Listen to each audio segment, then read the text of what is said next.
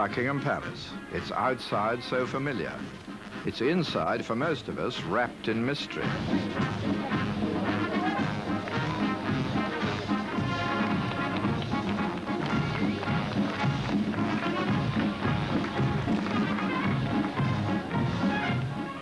Nowadays, of course, many thousands of visitors can see the staterooms and the gardens each summer.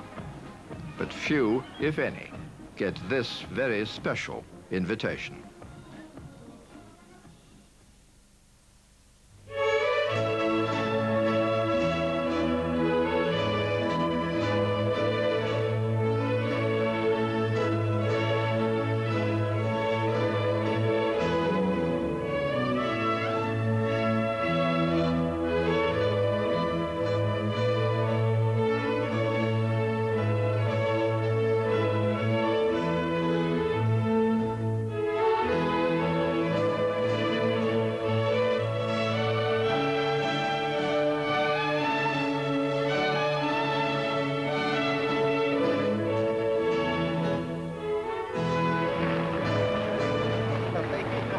Each year, some 2,000 men and women come to Buckingham Palace to receive awards which have been announced in the Queen's birthday or New Year honours lists.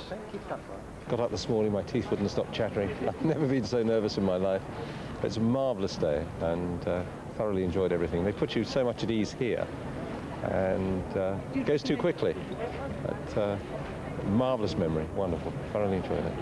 It's such a, let's say, a wonderful occasion with you know, the palace itself. Go on, don't be shy, push through. So overwhelming, and I must say, though, it's extremely well organised, isn't it? I mean, and you're all told what's going to happen, and indeed it does happen. I've never been a nervous fella. I've always been someone who could always stand in front of a crowd, but today was something just quite special, actually. My knees did begin to knock a little bit, and I think it was so sort of magic to see the Queen standing there, taking time to speak to everyone. Now open it up, come on, yes. Once more, come, that was great, look in a minute. We were nearly late, so quite exciting. And then when we got here, we found, as a matter of fact, we weren't late at all. So we calmed down enormously. I then lost my wife and my children, until we saw them again when I received the award. So it's been fun, and very awe-inspiring, and it went over far too quickly. That's super good. And once more, down towards the camera now. Good. This way, madam. Thank you. We have become familiar enough with scenes like this after investitures are over. But now, Her Majesty the Queen has allowed cameras to go behind the scenes to show the careful arrangements and the investiture itself. One big set of teeth, come on. See those teeth? Yeah, that's good. That's the idea. 8 o'clock in the morning, and London begins another working day. But for the 130 men and women who are anxiously making their way from all over the kingdom, it's the culmination of many weeks of preparation. It's the day of their investiture at Buckingham Palace.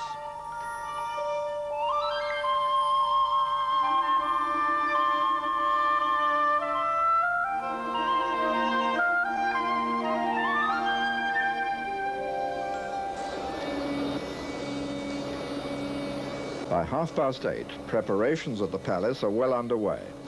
Everything from the state apartments to the ballroom, the scene of many great state occasions, where today's investiture will take place, are given detailed and careful attention.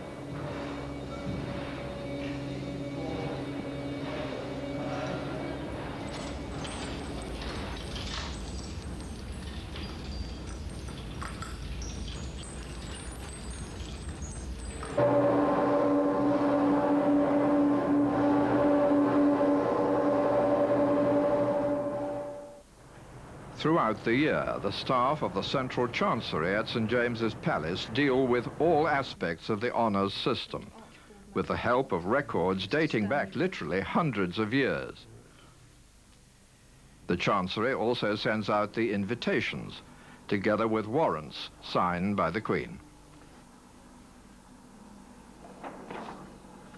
While I'm here, should we just check the numbers of the M.B.Es? Yes, right.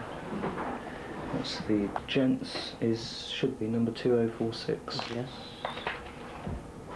2046, yeah. And the ladies should be L370.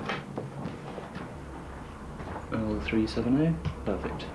Following the compilation of the Queen's birthday and New Year's honours lists, all the details are checked against records and then sent out to be published in the London Gazette. The Most Honourable Order of the Bath to be Companions Military Division. Major General David Thompson. Now I've got the Argyll Southern Hound, that must come out on the next copy, please. When the various insignia arrive from the makers, each star, medal and ribbon is given a final check and then stored in the vaults of the Central Chancery of the Orders of Knighthood.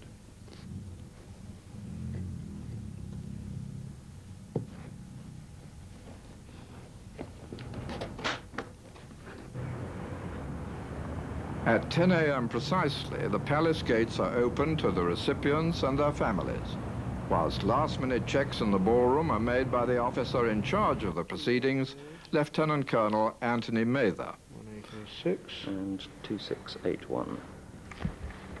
And 2681. CB Civil, 1 ladies badge, correct, and 10 gentlemen, 1, 2, 3, 4, 5. 20 investitures are held at Buckingham Palace each year. Good morning, sir. Many congratulations. Thank you. Would you please take... 9 in the spring, 2 in July, and 9 more in the autumn. 6, 10, 12 is correct, and 2 M.B.E. Civil, gentlemen. Good, that's all there. For most of those to be honoured, and for the guests who come with them, this occasion will be the first and the only time in their lives when they'll be received by the Queen in the ballroom at Buckingham Palace.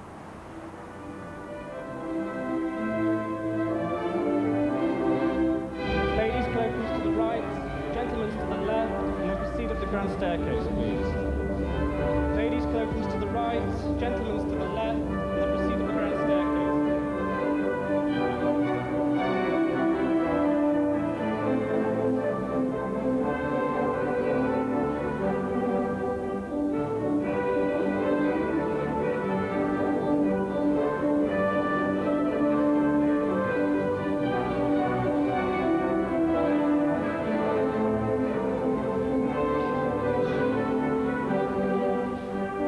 Each recipient will take away an impression of magnificent sights and sounds that will be long remembered.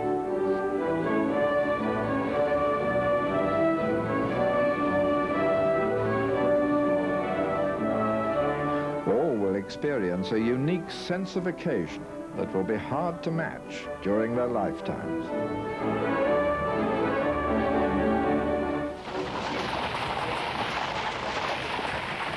Part of that sense of occasion will be given by the Yeomen of the Guard, the Queen's oldest bodyguard, arriving here from St. James's Palace.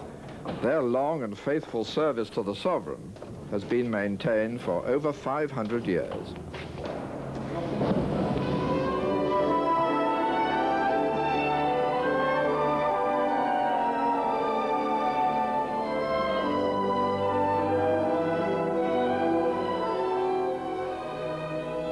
Investitures are stage-managed with almost military precision by military men. The timing of well-rehearsed events leading up to the investiture must be accurate almost to the second. At 11 a.m. precisely, it will begin. The Comptroller of the Lord Chamberlain's office, Lieutenant Colonel Malcolm Ross, skillfully calms the nerves with good humour and sound advice. It is absolutely straightforward and simple and nothing to worry about. If you relax, you'll enjoy it, and more importantly, you'll remember it. Nothing to worry about at all. You're now in the picture gallery, which is roughly in the middle of the state apartments of Buckingham Palace, and the investiture itself takes place in the ballroom, which is at that end. So the first thing we've got to do is move you from here through to the ballroom, which we do in groups of 12 or 15 at a time, wiggling through a series of galleries and actually wiggling through the back of the ballroom itself, because as seen from here, it's from the far side of the ballroom that you emerge as individuals to receive your insignia from the Queen. The easiest way to describe what happens when it is your turn is for me to walk myself through it, if you could imagine that it is you, each of you, in your turn. So here you are now the head of the queue, you're coming out of a little cross gallery, looking into the ballroom stretching left and right, rather as this is, but a very different scale and proportion. To your half left, there's a shallow dais, and obviously central, and on the front of the dais, the Queen. To your right, seated and watching you, your guests, and standing beside you in this doorway, an official from my office who, for the last time, I promise you, will check your name. He'll also, at the right moment, ask you to go forward into the ballroom. So when you're asked to go forward into the ballroom, would you please just walk along the carpet as far as the gentleman usher. And there you stop, nice and close. You listen, please, and you listen for your surname. When you hear your surname, you walk on till you're nicely in the middle, level with and opposite the Queen, turn to face her, curtsy or bow, and move forward up to the dais. Not onto the dais, up to the dais.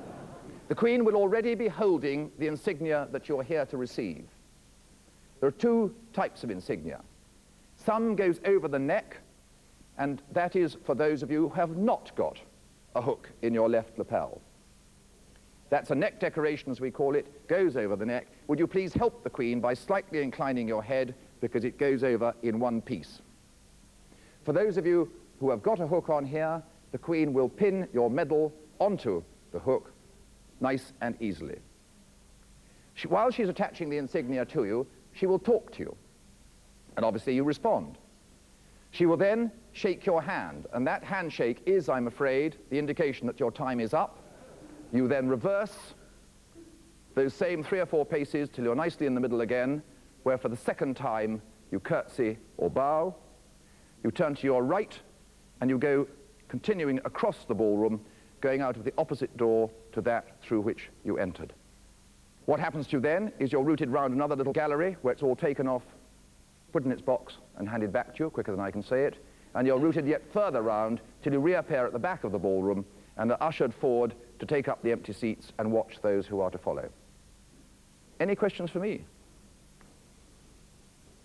Stunned silence. Ah, well done, ma'am, you've got it right. That's the question. The question was, how do you address the Queen? All of you, I'm sure, have been reading up your protocol books, and they would say that the first time you address the Queen, you call her Your Majesty, and thereafter, ma'am. Well, inevitably, your conversation this morning is going to be very short. Many tongues get twisted around Your Majesty, and the Queen is very happy to be called ma'am throughout. I'll be back anyway during the investiture, so if you have any last-minute worries, don't hesitate to ask me or anybody else who looks as though they know what's going on. It's all terribly easy. You all follow each other through. But if you are the first gentleman following a batch of ladies, there's an obvious catch. There we are. Ladies and gentlemen, good morning. If I may briefly have your attention, and I'll tell you something about the proceedings for this morning's investiture. You're sitting in the ballroom of Buckingham Palace, which is the scene of state banquets, the annual diplomatic reception, all investitures, and other state occasions. There are normally 22 investitures a year at Buckingham Palace, one at the Palace of Holyrood House in Edinburgh, and one at Cardiff Castle. Each Buckingham Palace investiture being for about 130 people. These are held by Her Majesty the Queen, the Prince of Wales, or the Princess Royal on Her Majesty's behalf. There are 4 gentlemen ushers to the Queen on duty, of whom I am one, and we help to organize the investiture. And music today is provided by the band of the Grenadier Guards in the Musicians' Gallery. The first thing that happens is that at about 10:50, a detachment of the Queen's bodyguard of the Yeomen of the Guard enter by the door through which you came in and take up their position on the dais here. They're the oldest royal bodyguard in the world, having been formed by King Henry VII in 1485 and as I'm sure you know, they still wear their Tudor uniform. Shortly after 11 o'clock, the Queen will enter through the doorway on my left. Please stand, and the national anthem will be played. Remain standing until Her Majesty bids you sit down. The Queen will be accompanied by the Lord Chamberlain, Lord Camoys, various members of the royal household, and also by 2 Gurkha orderly officers who have traditionally attended investitures since the time of Queen Victoria. Those receiving an honour or award form up in the gallery on my right and come forward one at a time. The Lord Chamberlain reads out their name and also the achievement for which they're being honoured. They approach Her Majesty, receive their award, and then leave by the doorway on my left, go round and occupy the empty seats at the back of the ballroom. The investiture lasts for about an hour and a quarter, and when it ends, the Lord Chamberlain steps down from the dais, faces the Queen, and bows. As he does so, please stand. The national anthem will be played, and Her Majesty will then leave again by the doorway on my left. And you should then leave through the doorway by which you entered, and you can meet up again with your relations and friends. I hope you have a very enjoyable morning.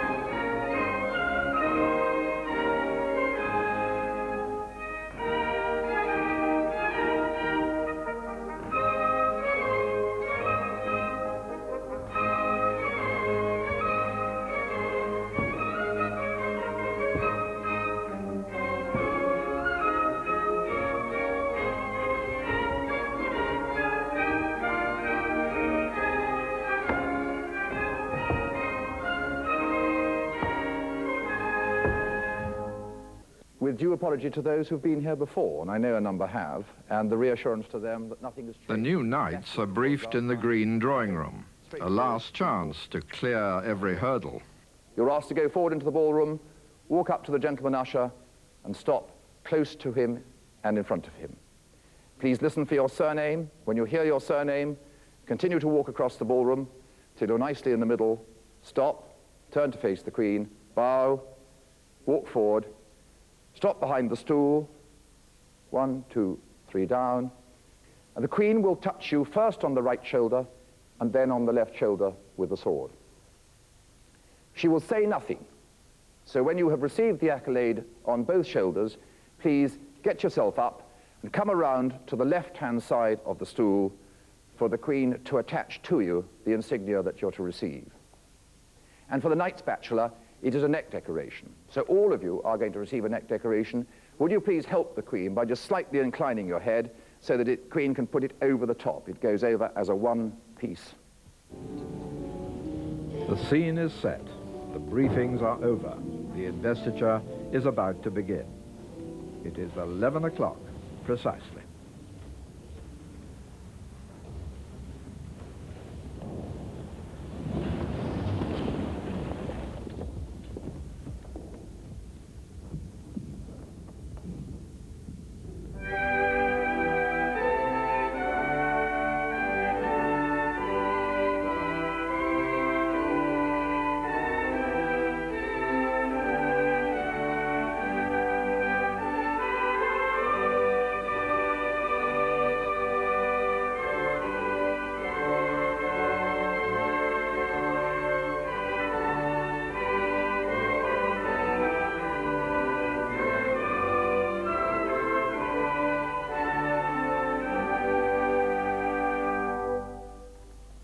Ladies and gentlemen, please be seated.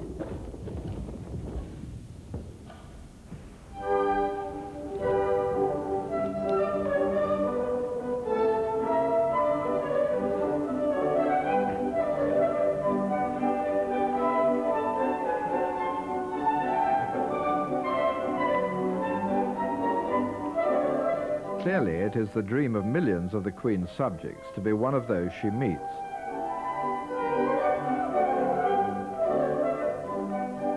And there is no doubt that the Queen enjoys meeting the people.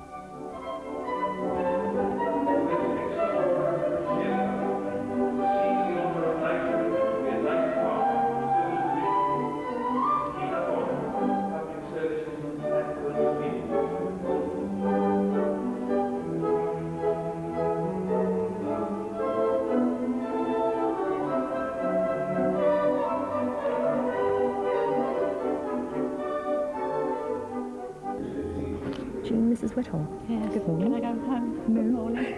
You've only got 1 minute to wait, and that's it.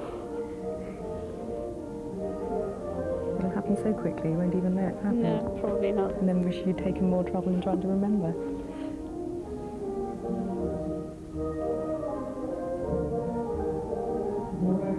You'll be fine. Would you like to go forward now? Sergeant Stephen Corrigan. Last anxious moments for those waiting in the wings. But help is on hand. Robin Brim, Lieutenant Colonel Mark Elford, Lieutenant Colonel Terence Gilliam, Correct. Lieutenant Colonel George Roby, Major Andrew Holt.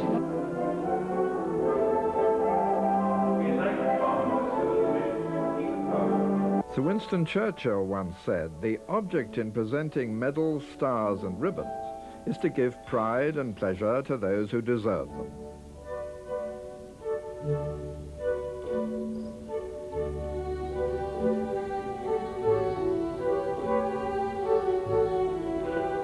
The court correspondents are there to talk to the recipients.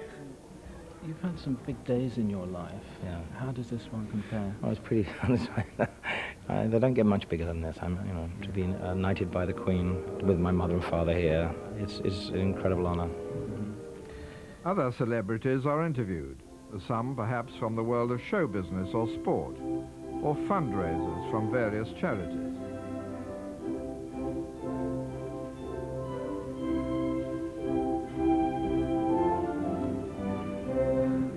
Mr. John Walton. Right. Good morning. Morning. You seem very confident. Do I? I'm absolutely terrified. Well, you're not coming across like that, I can assure you. I can still fall over yet. It's the walking back, but don't think about it. No, yeah, that's it.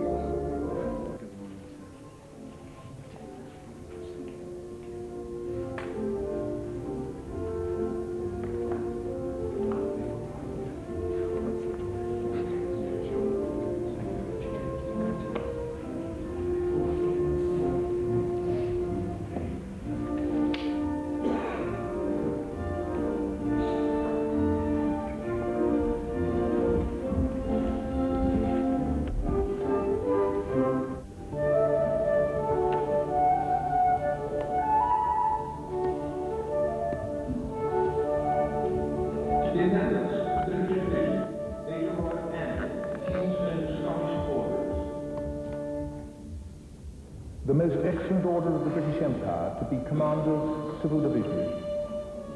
The Royal Victorian Order. The Imperial Service Order Knighthood to be Lieutenant. The Royal Red The Cross. Most Excellent Order of the British Empire to be Dames Commander, Civil Division.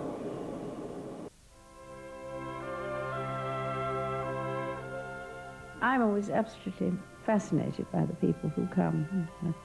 All the things that they've done. Some of them are very cleverly discovered. I think that's very important. The system does discover people who do unsung things, you know, that perhaps the local people know about, but nobody else does. One mustn't have a long conversation, obviously, because you never finish. The question you ask is what is you hope that you're going to get the answer that you want. Some say that this is for the people I work with. It's a representation rather than for themselves, which is also nice. This is also meant to be a pat on the back. And I think people need pats on the back sometimes. Mailer, Mrs. Fernando, for services to Great Ormond Street Hospital for Children, National Health Service Trust.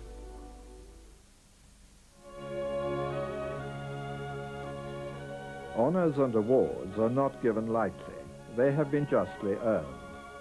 The investiture ceremony itself represents an acknowledgement of a particular achievement.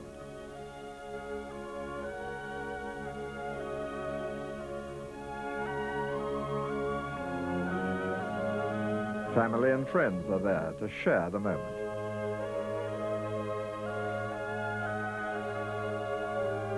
Most societies have honours of one sort or another, but in no other country is the bestowing of titles and decorations performed in such splendid surroundings and with such grace and style.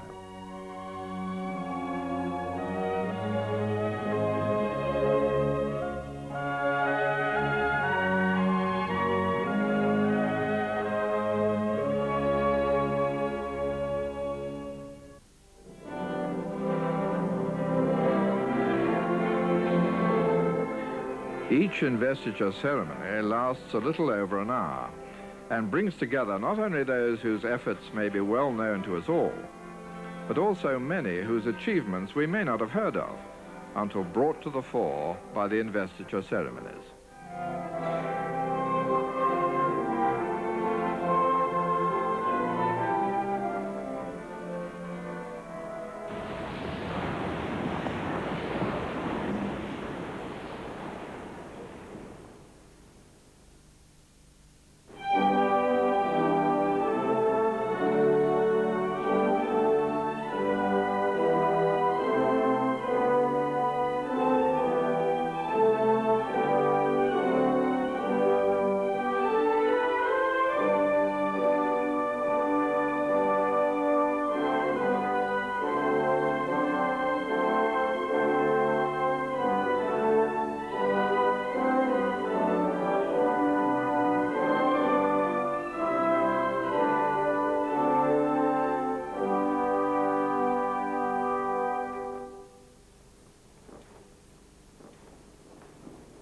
As today's investiture comes to an end, there can be no doubt that the day will have given lasting pride and pleasure to all.